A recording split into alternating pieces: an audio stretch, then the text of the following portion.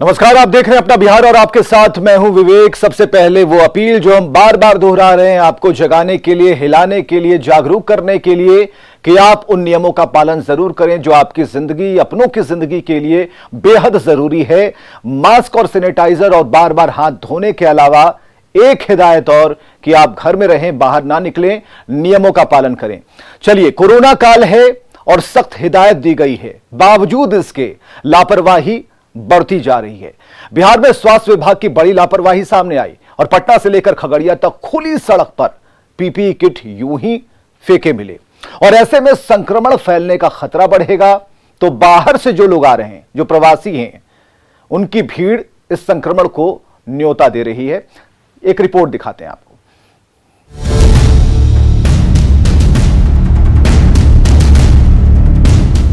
राजधानी पटना के बाईपास का ये नजारा देख लीजिए। आप सोच रहे होंगे कि सड़क किनारे बड़े कचरे का ये ढेर है, तो जान लीजिए ये कचरा तो है, लेकिन आसपास के अस्पतालों में भर्ती कोरोना मरीजों के पीपीई किट, जिन्हें यूं ही खुले आसमान में छोड़ दिया गया है। ऐसे में संक्रमण तेजी से फैल सकता है। कोरोना के इस त्रासदी में जहां कहा जा रहा है कि लोगों साफ सुथरा रहे और एक दूसरे से दूरी बना करके रखें, वैसे में एक तस्वीर जो है वो परेशान करने वाली है।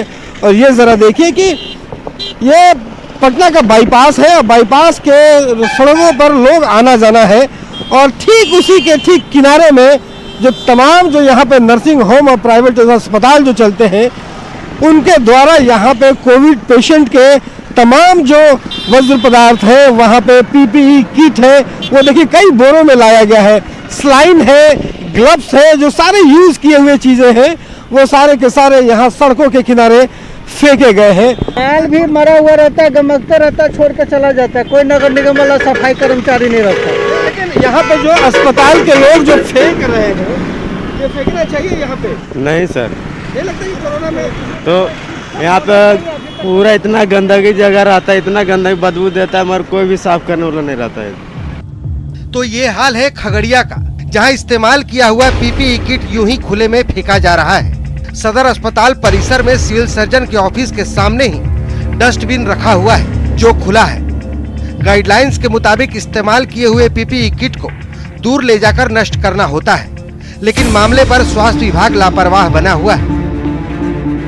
खगड़िया के स्वास्थ्य विभाग का हम लापरवाही आपको साफ तौर पे दिखा रहे हैं कि ये खगड़िया का जो सिविल सर्जन कार्यालय है उसके बाहर में अभी हम खड़े हैं और ये आप देख सकते हैं यहाँ पर कि जिस तरह से जो अस्पताल में जो प्रयोग किया हुआ पीपी किट है या अन्य जो सामग्री है उसको किस तरह से खुले में रखा गया है। यहाँ पर जो देख सकते हैं जिसमें जो रखा हुआ जो प्लास्टिक में जो पीपी किट है वो पूरा अस्पताल जो कैंपस है, सिविल सर्जन का जो कार्यालय है, वहाँ पूरा कैंपस में वो घूम रहा, नाच रहा है, एक तरह से कहे तो पूरा फैलते जा रहा है। वो उसमें प्लास्टिक जो कचरा का जो डिब्बा रखा हुआ उससे निकल करके बाहर निकल रहा है। तो ऐसे में ये समझा जा सकता है। तो वहीं मुंबई से बिहार के लोगों का पलायन लगातार जारी है। लॉकडाउन की आशंका के बीच लोग जल्द से जल्द घर पहुंचना चाहते हैं। मुंबई के लोकमान्य तिलक स्टेशन के बाहर बड़ी संख्या में मजदूर हैं जो अपने घर लौट रहे हैं और इस दौरान सोशल डिस्टेंसिंग के नियमों की धज्जियां उड़ाई जा रही है।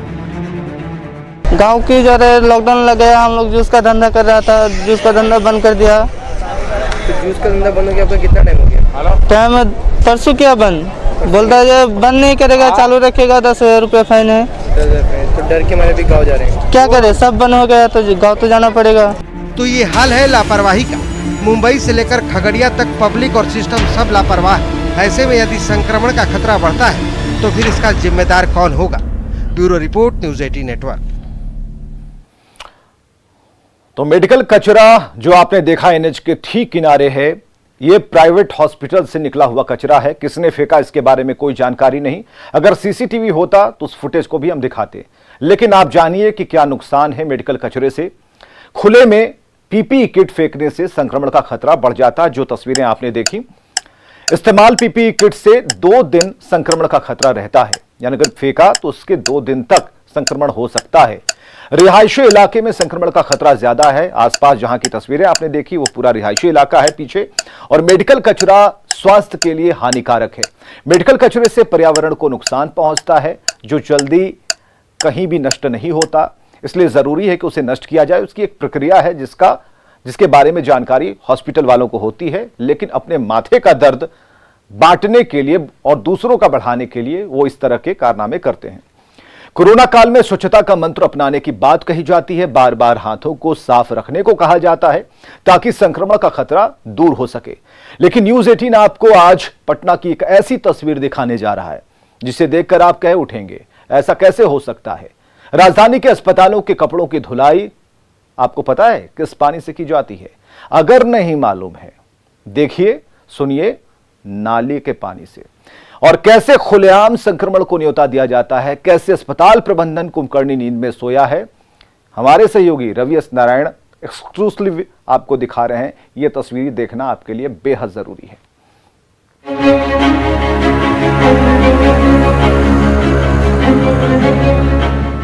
अस्पतालों में भर्ती होने पर जो कपड़े आपको दिए जाते हैं, उन्हें देखकर आप सोचते होंगे कि कपड़े ड्राई क्लीनिंग से आए होंगे।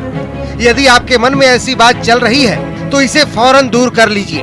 आज हम आपको जो तस्वीरें दिखाने जा रहे हैं, उन्हें देखकर आपके होश उड़ जाएंगे, आपके पैर के नीचे से जमीन खिसक जाएगी, क्योंकि हम आपको अस्पतालों के कपड़ों की धुलाई का काला सच दिखाने जा रहे हैं। राजधानी पटना के बड़े अस्पतालों के कपड़ों को गटर के पानी से साफ किया जाता है। बिल्कुल सही सुन रहे हैं आप। अब भी कानों पर यकीन ना हो रहा हो तो फिर से बताते हैं। नालों से बहने वाले गंदे पानी से धुले कपड़े अस्पतालों को सप्लाई किए जाते हैं, वो भी धड़ल्ले से। कपड़े की सफाई करने वालों से जब न्यूज 18 ने सवाल किया तो क्या जवाब मिला, उसे भी आप सुन लीजिए। अगर मैं एक बिजनेस छोड़ देता हूँ तो मैं क्या करूँगा? 5,000 में, आज के डेट में 5,000 को छोड़ने वाली है। तो ये कपड़ा तो है कि अस्पतालों का कपड़ा आप लोग यहाँ पर लाके धोते तो इसके लिए धोते हैं, उसके बाद सैनिटाइज भी तो करते हैं। वो देखिए बोरा बोरा केमिकल हम। तो ये जो है इस नाली के पानी में ही धोना पड़ता है। इसके लिए क्या करें, यही मेरे पास साधन ही है। कोविड के दौर में खुलेआम प्रोटोकॉल की धज्जियां खुद राजधानी में ही उड़ाई जा रही है। वो भी एक तो नहीं, दर्जनों अस्पतालों के कपड़े यहाँ ऐसे ही धुलते हैं। पटना बाईपास में सड़क किनारे बने सबसे बड़े नाले का पानी कपड़ा धोने के लिए सहारा है। इसे मजबूरी का नाम भले ही दिया जा रहा हो, लेकिन खुद कैसे संक्रमण को लेकर लापरवाह बना जा सकता है, ये कोई इनसे ही पूछे तो जवाब मिल जाएगा। गंदा पानी है तो इसके लिए सरकार को सोचना चाहिए ना कि हाँ हम इन लोग को धोबी घाट भी बना के दे दें। हम लोग के लिए कुछ हुआ? कुछ भी नहीं हुआ, 1% कुछ भी नहीं हुआ। धोबी घाट नहीं है इसलिए यहाँ पे धोना। हाँ तो क्या करें, मजबूरी है। अपना घर नहीं है, क्या करें? रेंट पे रहते हैं, कोई भी पानी नहीं देगा, कोई घर मालिक रहे। कपड़ा धो रहे लोग भले ही अपनी मजबूरी बता रहे हो, पर उन्हें शायद ये नहीं मालूम कि ऐसी सफाई जानलेवा है। सफाई के नाम पर खुलेआम बीमारी बांटी जा रही है। वैसे पटना के किन किन अस्पतालों के कपड़े यहाँ धुलते हैं, इस सवाल का जवाब कपड़े धोने वाले से ही सुन लीजिए। छोड़ा अस्पताल को नाम को सस्पेंस डाली, जान लीजिए सारे अस्पताल का हम ही धोते हैं। मजबूरी है, हमारे पास साधन नहीं है। अस्पतालों के कपड़ों की ऐसी जानलेवा धुलाई से तौबा, और तौबा उन अस्पताल प्रबंधन से भी जो जानबूझकर ऐसे ही संक्रमण के खतरे को बढ़ा रहे हैं। कुंभकर्णी नींद में सोए हुए हैं। क्या ऐसे अस्पताल प्रबंधन पर कार्रवाई नहीं की जानी चाहिए, जो मरीजों के भर्ती होते ही मोटी रकम वसूल लेते हैं, हाइजीन के नाम पर, क्वालिटी के नाम पर, और न जाने किस किस तरह की खानापूर्ति के नाम पर? क्या वाकई ऐसे अस्पतालों को ब्लैक लिस्टेड करने की जरूरत नहीं? सोचिएगा जरूर। न्यूज 18 के लिए पटना से रवि एस नारायण की रिपोर्ट। तो हमने इतनी जानकारी आपको दे दी कि नाले के पानी से कौन से कपड़े साफ हो रहे हैं। हाइजीन की बात दूर छोड़िए, अब नाम नहीं बताएंगे किस अस्पताल का था, ये पड़ताल करना प्रशासन को है, क्योंकि जहां से रवि एस नारायण ने ये रिपोर्ट की उसी सड़क से प्रशासन के लोग भी आते हैं, मोबाइल ड्यूटी पर लगे होते हैं, उन्हें भी दिखता है, लेकिन वो कहते नहीं, नजरअंदाज करते हैं। जो मरता है मरने दीजिए, यही व्यथा चली आ रही है। हालांकि धोबियों की परेशानी अपनी जगह पर है। एक बड़ी खबर आ रही है समस्तीपुर से, जहां ऑक्सीजन की कमी से खतरे में बच्चों की जिंदगी।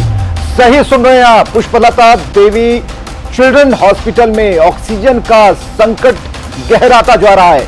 अस्पताल में भर्ती 4 बच्चों को दूसरे अस्पताल में रेफर किया गया है। बड़ी खबर इस वक्त की, 6 बच्चों का इलाज आईसीयू में चल रहा है। इस वक्त की बड़ी खबर समस्तीपुर से, और हमारे साथ हमारे सहयोगी रजनीश जुड़े हुए हैं। रजनीश, क्या जानकारी मिल पा रही है?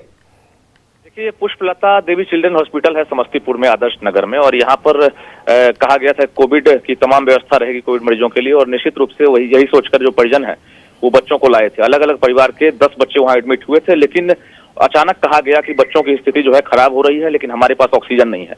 तो कुल मिलाकर अस्पताल प्रशासन ने किसी तरह से 6 बच्चों को एडमिट तो ले लिया है, लेकिन 4 बच्चे को रेफर कर दिया है, यह कहकर कि ऑक्सीजन नहीं है। परिजन लगातार परेशान हैं और रेफर करने के बाद वो अन्य अस्पताल की तरफ मूव कर रहे हैं। पता चल रहा है कि समस्तीपुर से 4 बच्चे को अलग रेफर कर दिया गया है, दरभंगा की तरफ बच्चे गए हैं।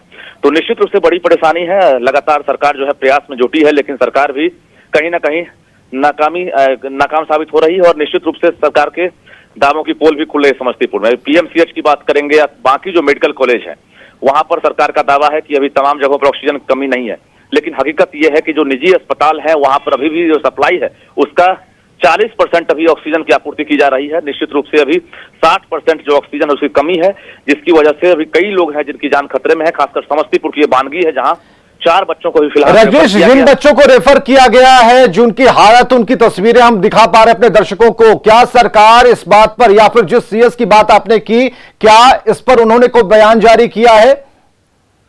देखिए, लगातार जो स्वास्थ्य सचिव हैं या स्वास्थ्य मंत्री खुद जो है मॉनिटरिंग कर रहे हैं तमाम व्यवस्था का। जिले के सिविल सर्जन की जवाबदेही बनती है कि जो भी निजी अस्पताल जिसको कोविड का दर्जा दिया गया है वहां के फीडबैक को भी सरकार तक पहुंचाए।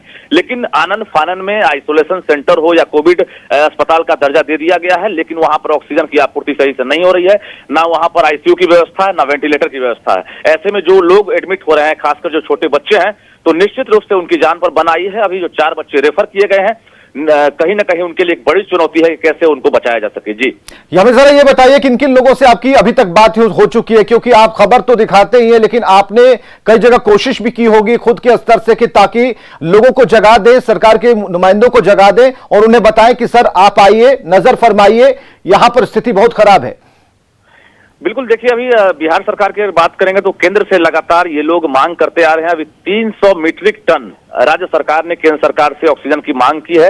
अभी फिलहाल जो आपूर्ति है वो आपूर्ति सामान्य नहीं हुई है। हालांकि जो पटना की 3 एजेंसी है, उन एजेंसियों से लगातार जो ऑक्सीजन है उसकी आपूर्ति कराई जा रही है। पटना की स्थिति धीरे धीरे सामान्य होती दिख रही है कल की तुलना में, लेकिन अगर जिलों की बात करेंगे तो अभी भी जिले में स्थिति जो है खराब हो रही है, क्योंकि जो आंकड़ा है संक्रमण का वो तेजी से बढ़ रहा है। ठीक है रजनीश, अगर जिले में स्थिति खराब हो रही है तो राजधानी पटना से समस्तीपुर की दूरी कितनी है? अगर घंटे में अगर देखें तो 2 घंटे में समस्तीपुर आप पहुंच सकते हैं।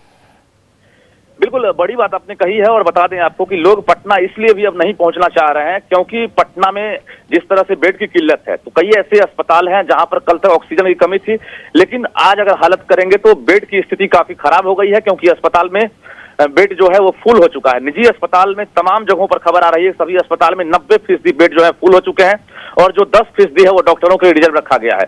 चाहे वो सरकारी की बात करेंगे, आइसोलेशन सेंटर के साथ जो एनएमसीएच है, कोविड डेडिकेटेड बनाया गया है, वहां पर भी तेजी से मरीज भर्ती किए जा रहे हैं। तो एक बड़ी परेशानी सरकार के लिए संक्रमण के रेशियो से अस्पताल में व्यवस्था नहीं। जी रजनीश साहब, आपको रोकना चाहेंगे, आप हमारे साथ बने रहिए। शशांक शुभंकर जी हैं, डीएम समस्तीपुर। डीएम साहब बताइए कि जो अभी अचानक से जो बच्चों का अस्पताल है वहां पर ऑक्सीजन का संकट आ गया है, आप तक ये खबर पहुंची है क्या?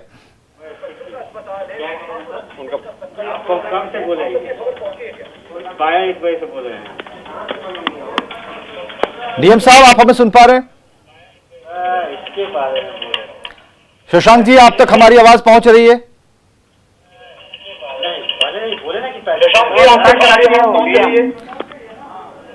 तो ये पूरी आवाज शायद आप तक नहीं पहुंच रही है। हालांकि आपकी तरफ से आवाज हमारे कान में जरूर आ रही है कि आपने फोन तो कम से कम पिकअप किया, लेकिन हम कोशिश करेंगे एक बार फिर लगाने की। आप तस्वीरें देख रहे हैं, हमारा न्यूज 18 चैनल आपके केबिन में दिखाई दे रहा है, और आप इन तस्वीरों को देखिए। और जरूरी है कि इस वक्त आपका बयान देना उन लोगों के लिए जरूरी है, पूरे समस्तीपुर वालों के लिए जरूरी है कि डीएम साहब उनके लिए क्या सोच रहे हैं, वैकल्पिक इंतजाम को लेकर क्या सोच रहे हैं। जिन बच्चों को रेफर किया गया है, रेफर क्यों किया गया, जब राजधानी पटना से दूरी मात्र 2 घंटे की है, इसमें वैकल्पिक इंतजामों को लेकर आपकी तरफ से प्रयास क्या किए गए, इन्हीं चंद सवालों को लेकर आपसे फोन हमने मिलाया, और हम चाहेंगे कि आपसे हमारी बातचीत हो जाए।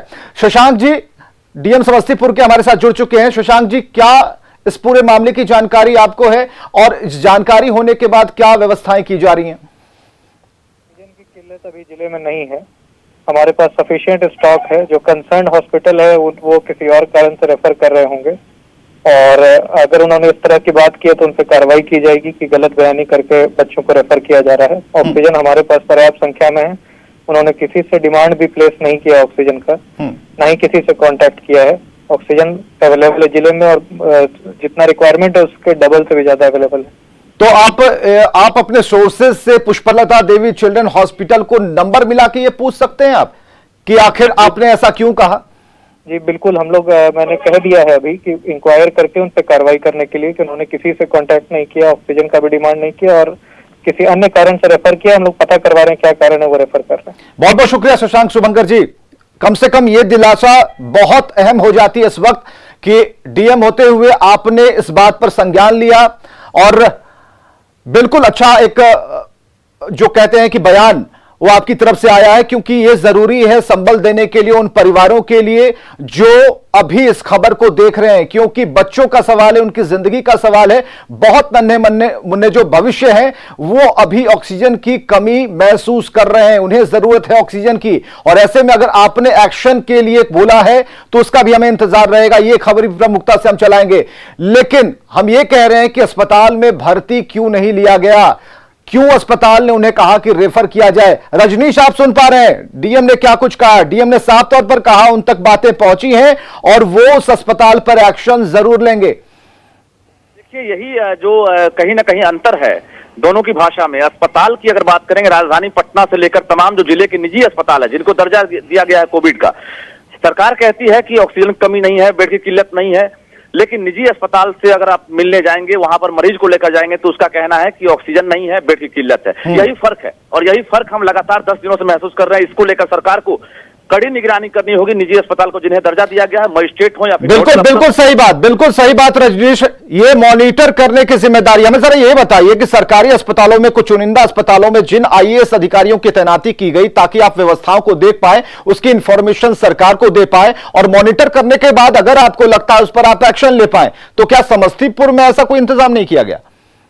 बिल्कुल, देखिए, जिला के जो जिलाधिकारी होते हैं जिले के, उनको पूरी जवाबदेही होती है, उनकी जिम्मेवारी होती है, और जिले के जिलाधिकारी का ये काम बनता है कि अगर आपके जिले में कुछ कमी है तो आप सरकार को पूरी जानकारी दें, साथ ही जो कमी है उसको आप स्थानीय स्तर पर अगर निपटने वाला होता है उसको निपटाएं। लेकिन कहीं ना कहीं जिलाधिकारी की लापरवाही सामने आ रही है। हमें कहने में गुरेज नहीं है, न्यूज 18 ने लगातार तस्वीर दिखाई है। वेंटिलेटर ने सरकार ने मुहैया कराया है कई जिलों में, लेकिन वेंटिलेटर को बंद रखा गया है और सरकार को यह जानकारी नहीं थी कि टेक्नीशियन नहीं है जिले में।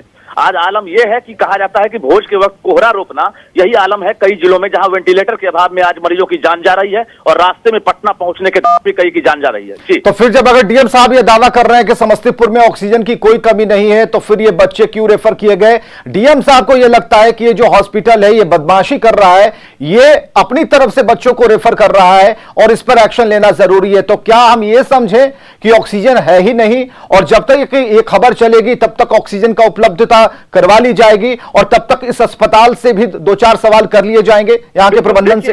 देखिए, छोटे बच्चे हैं और बच्चों का जो ऑक्सीजन लेवल है, अस्पताल दो यहाँ पर सवाल बनता है कि अस्पताल को यह शक हुआ होगा कि ऑक्सीजन लेवल काफी डाउन हो रहा है और उनके पास वेंटिलेटर नहीं है, और वेंटिलेटर नहीं होने की वजह से उन्होंने रेफर कर दिया होगा। कहीं ना कहीं ऑक्सीजन का बहाना अस्पताल ने बनाया होगा, क्योंकि जब जिले के जिलाधिकारी कह रहे हैं कि ऑक्सीजन कमी नहीं है तो निश्चित रूप से ऑक्सीजन के बदले वेंटिलेटर की समस्या हुई होगी। ऐसे में एक सवाल बनता है, पूरे मामले जांच का विषय है और इस पर जिलाधिकारी को संज्ञान लेनी चाहिए। जो निजी अस्पताल ऐसी मनमानी कर रहा है और मरीजों की जान से खिलवाड़ कर रहा है, उन पर कार्रवाई करनी चाहिए। ये अपील न्यूज 18 कर रहा है। बहुत बहुत शुक्रिया रजनीश, हमसे बातचीत के लिए और इस बड़ी खबर को बताने के लिए। बहुत जरूरी है ऐसी खबरों का सामने आना। देखिए अस्पताल ने क्या किया होगा, इस बारे में भी रजनीश हमें बता रहे हैं। हो सकता है कि वहां वेंटिलेटर की सुविधा नहीं होगी, ऑक्सीजन होगा। ऐसे में जब डीएम साहब खुद कह रहे हैं, डीएम ने कहा कि ऑक्सीजन की कहीं कोई कमी नहीं है समस्तीपुर में, अगर अस्पताल प्रबंधन की तरफ से कोई कोताही बरती जा रही है, बच्चों को रेफर किया जा रहा है, यह कहते हुए कि ऑक्सीजन नहीं है, यह गलत बात है, उन पर एक्शन होगा। हमारे सहयोगी मुकेश, क्या अभी तक जानकारी मिल पाई है? मुकेश, आप हमें सुन पा रहे हैं? हेलो, हाँ मुकेश, हम जानना चाहते हैं अभी तक क्या हुआ।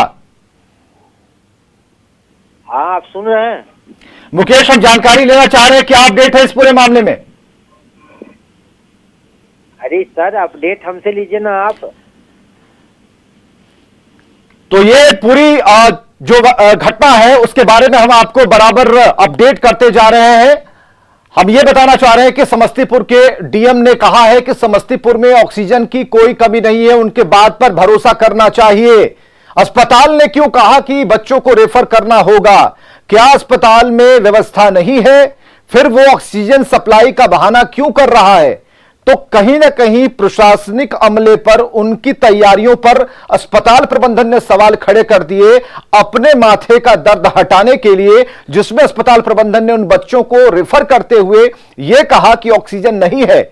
जबकि यह हो सकता है कि वहां पर जो मशीनें हैं वो दुरुस्त नहीं हैं, उनकी संख्या नहीं है, और उनके पास जितनी मशीनें उतने बच्चों को उन्होंने इलाज के लिए रख लिया, बाकी को कह दिया कि आपको रेफर किया जाता है। इस बात को लेकर जब हमने समस्तीपुर डीएम से बात की, उन्होंने साफ तौर पर कहा कि अस्पताल प्रबंधन अगर ऐसी बात कह रहा है कि ऑक्सीजन नहीं है, उनके ऊपर एक्शन होगा, होकर रहेगा। फिलहाल 6 बच्चों का आईसीयू में इलाज चल रहा है, अस्पताल में ऑक्सीजन की कोई कमी नहीं है, यह कहना है डीएम का। लेकिन व्यवस्थाओं पर सवाल जरूर है, निगरानी पर सवाल जरूर है, मॉनिटरिंग पर सवाल जरूर है कि आखिर यह किसका दायित्व बनता है। मुकेश, आप हमें सुन पा रहे हैं? हाँ जी। मुकेश, आप हमें सुन पा रहे हैं? हाँ जी, हाँ जी। मुकेश, अपडेट क्या है? हेलो मुकेश, अपडेट बताएं। हेलो, हमारी आवाज नहीं पहुंच पा रही है समस्तीपुर से। ये बड़ी खबर हम आपको बता रहे हैं, अस्पताल में ऑक्सीजन का संकट, हालांकि संकट नहीं है यह कहना है जिलाधिकारी का। अस्पताल ने ऐसा क्यों कहा, अन्य बच्चों को क्यों रेफर किया गया, यह अस्पताल बता पाएगा, अस्पताल प्रबंधन बता पाएगा। फिलहाल 6 बच्चों को एडमिट लिया गया है, जबकि 4 बच्चों को रेफर किया गया है। तो अब यह देखना है कि किस बात की कमी थी कि अस्पताल ने उन बच्चों को रेफर कर दिया और मात्र 6 बच्चों को ही उनका इलाज शुरू हो पाया। अब ऑक्सीजन लेवल की अगर हम बात करें, बच्चों का ऑक्सीजन लेवल क्या था, इस बारे में क्या रिपोर्ट है, किन परिस्थितियों में बच्चों को रेफर किया गया, यह अस्पताल बताएगा। बच्चों को क्या समस्याएं हो रही थी, यह अस्पताल प्रबंधन बताएगा, और यह भी बताएगा कि कहां उन्होंने रेफर किया, किन जगहों पर जाने के लिए उन्होंने छोड़ दिया। क्या अस्पताल प्रबंधन को यह पता था कि फला अस्पताल जहां उन्हें रेफर किया जा रहा है वहां सुविधाएं हैं या नहीं, या फिर अंधेरे में उन मां बाप को छोड़ दिया गया उनके बच्चों के साथ, जहां कुछ भी हो सकता है, जहां कुछ भी हो सकता है, उन बच्चों की तबीयत बिगड़ सकती है। इस बात का ख्याल इस अस्पताल को क्या नहीं था? इन सभी बातों पर अपडेट हम लगातार लेते रहेंगे। समस्तीपुर से इस वक्त की बड़ी खबर हम आपको बता रहे हैं। अस्पताल का नाम है पुष्पलता अस्पताल, जहां ऑक्सीजन की कमी का रोना रोते हुए जो बच्चों के माता पिता हैं उन्हें कह दिया गया कि आप दूसरे अस्पताल में चले जाएं। मुकेश हमारे साथ जुड़ चुके हैं। मुकेश, अपडेट क्या है इस पूरे मामले पर? मुकेश, आप हमें सुन रहे हैं?